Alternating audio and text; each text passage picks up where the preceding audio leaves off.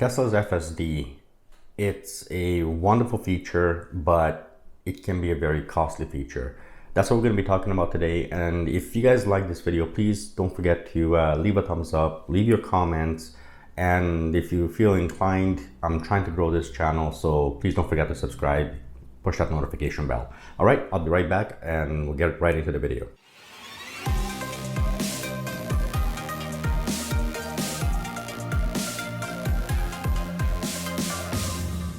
Okay, so we are talking about Tesla and the FSD, the full self-driving feature. As you know by the title, I said Tesla payment plan, and I have an idea that I think some of you might like. And if you do, please don't forget to comment. It makes a huge difference. I do want to know your input, and if everything goes well, and depending on how well this video does, it might be something I can actually take over to Tesla and really show them that, listen, there is an interest in this.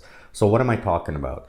The payment plan that I wanted to discuss with you guys has to do with the FSD feature if you did not buy FSD when you purchased your vehicle. And this is very, very important because I made some notes here with regards to what everything is going to end up costing. But the FSD feature, it's an expensive feature. I was looking it up in Canadian dollars right now.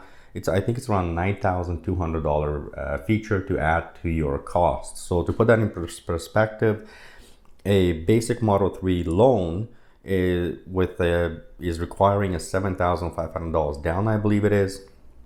On a 96-month term, it's $48,380 car with no FSD, which comes out to about $603 a month.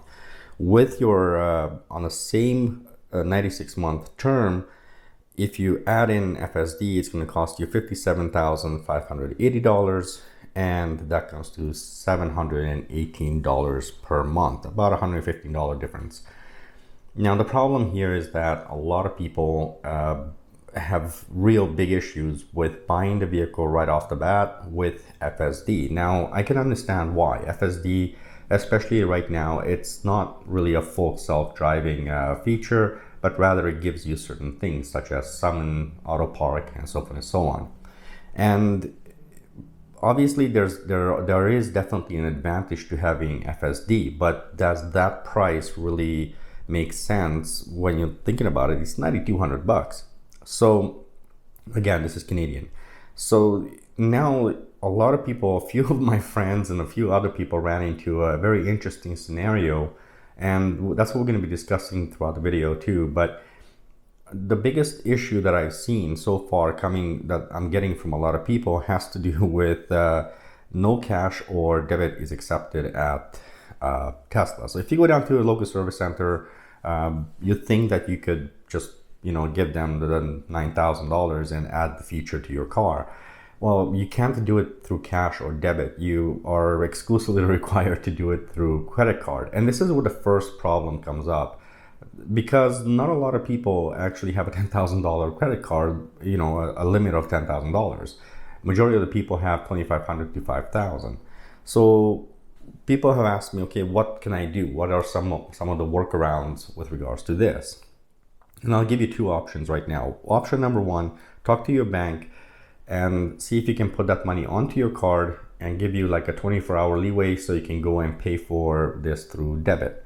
Option number two, you can always get a prepaid Visa, put the money on it, and you can do that through MoneyTree or MoneyMart or whatever. And that way you have it so you can pay for it. This is assuming, of course, you have the $9,200 it takes to actually pay for this FSD feature.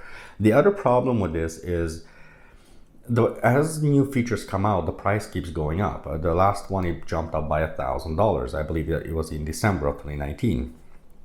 So now, even if you're trying to save up money for it, the more time it takes for you to save, the price might actually keep going up. So you're kind of chasing the price, if you will. So what is some of the options here? I have a solution possibly, but I would love to know obviously your opinion. My solution is Tesla can implement a payment plan, and Obviously, if they implement the payment plan, they will not allow you to have that feature until that plan is not paid out. So as an example, today, let's say it costs $9,200. If Tesla gives you the option to do it through your app, for example, now we have the upgrade options. And if you can put, let's say, once you activated that and you put your initial, let's say, $100, $200, $500,000, whatever you can put onto that, you're locking in that price at $9,200. Until you pay it all out, so you pay the full balance, you still won't have access to your full, the actual FSD, but nevertheless, at least you locked your price for $9,200. And I think this is something that Tesla really should consider. It's also why I'm telling you guys, please help me get this video kind of out there. Share this video, social media, and let's get a lot of traction on this video. And if it gets enough traction, I think I can go out there and talk to Tesla about it and see if we can implement this plan for everybody. This is really important because there's a lot of people that don't have this kind of money just lying around. Even if they do, they have to possibly thinking about, making sure that they have the money as a security backup, as a safety backup, and dishing out $9,200 for something that really isn't even available currently. I think there's a lot of issues that come with more and more people are going to be thrown off the idea. Plus, they know that the price is going to keep going up, so it becomes an issue. So how would this payment plan work? Like I said earlier, if first and foremost, it locks in the price from the moment you put any money down onto your payment plan. And as long as you're adding money to it, you're dropping that balance. And then once you paid out that full balance, Tesla basically just flicks a switch and now you have FSD available to you. But at least you're locked in with that price. I think it would benefit Tesla greatly to do this simply because there's more and more people that are going to be using, can get FSD, because ultimately the price might actually get to a point where many people will be kind of not wanting to do that, right? Not wanting to get the FSD features. And so this is an issue where, as it is, if you're paying out the $9,200, you're really not getting all the features. There's so many features. I know that the stoplight integration, the auto stop and stuff like that.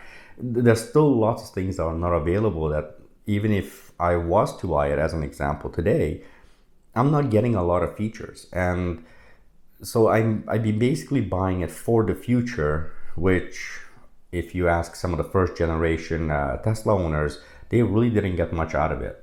Now, earlier they used to have, of course, EAP, which is the enhanced autopilot.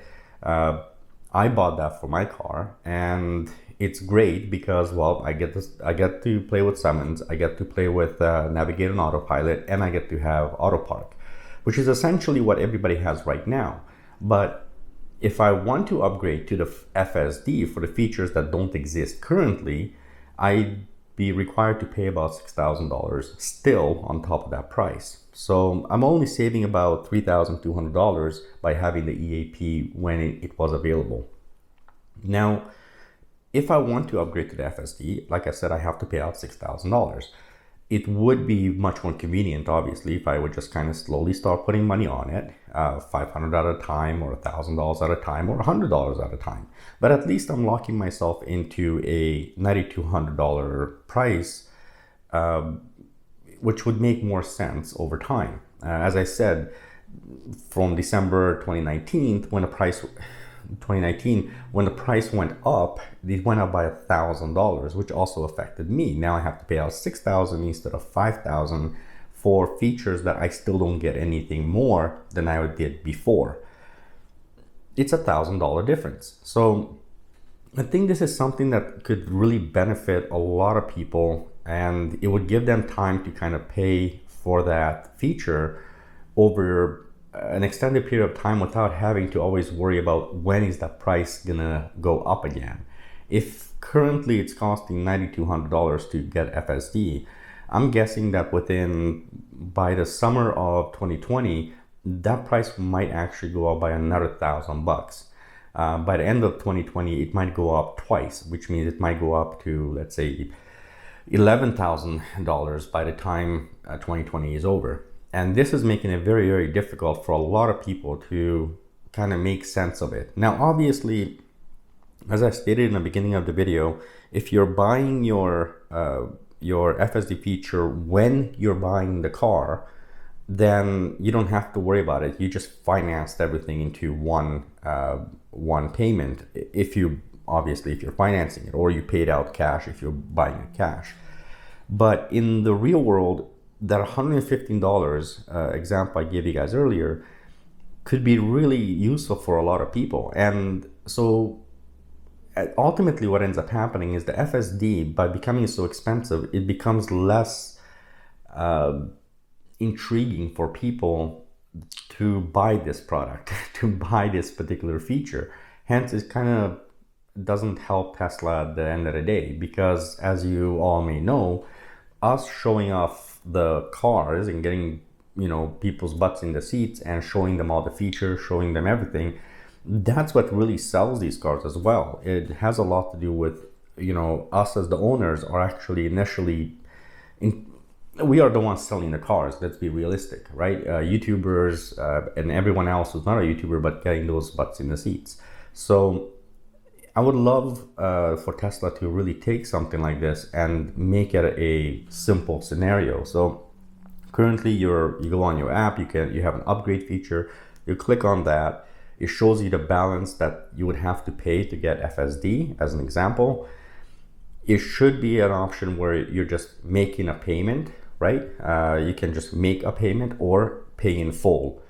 And I think for Tesla, it doesn't make any difference doing it this way or that way. It shouldn't be very hard for them to implement it, but it will definitely help a lot of the owners who don't have FSD currently, or who cannot save up in time. Because again, even if you're saving up, as the price keeps going up, you're kind of chasing that price. You're essentially getting to the point where it's going to be out of reach.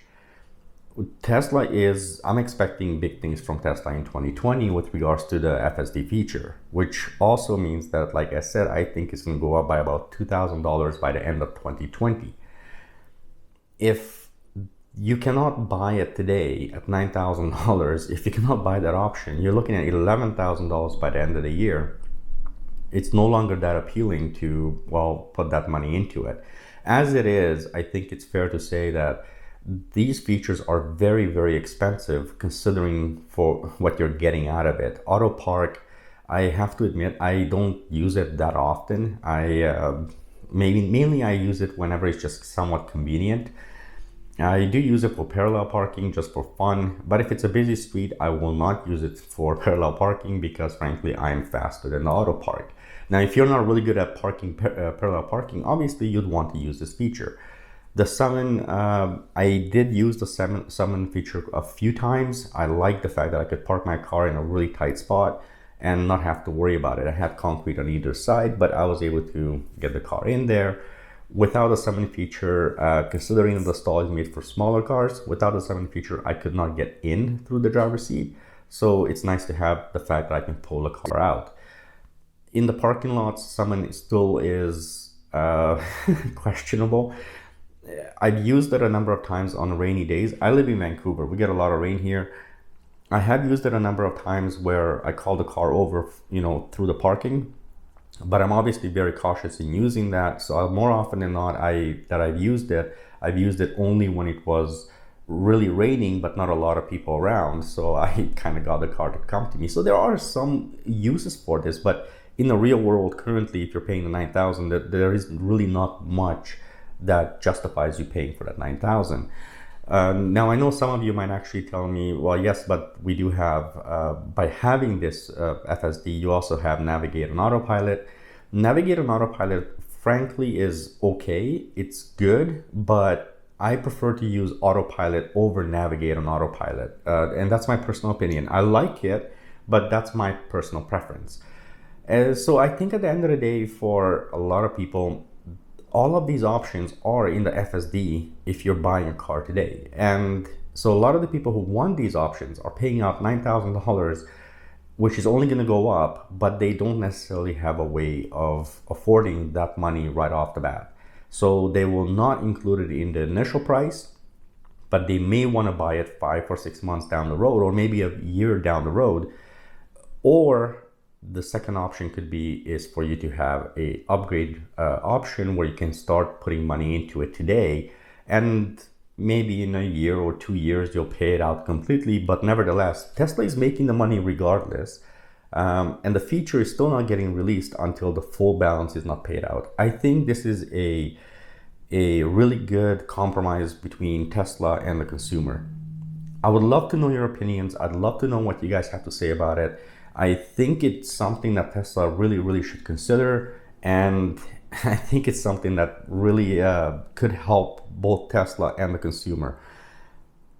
As for those of you who do have the money to pay it out, I know a number of you have asked the question, what could I do because I don't have a $10,000 credit card? Well, obviously, like I said, go to any financial institution. You can get a prepaid Visa or any kind of credit card, and then you can do it through there.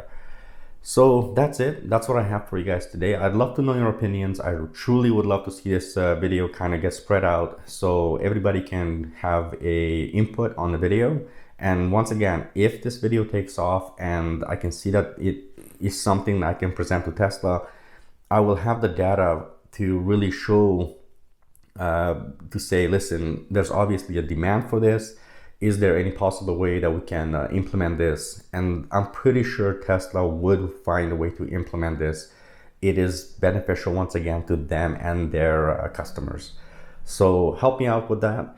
If you'd like to see more Tesla videos, consider subscribing. I make Tesla videos. That's what I do on this channel.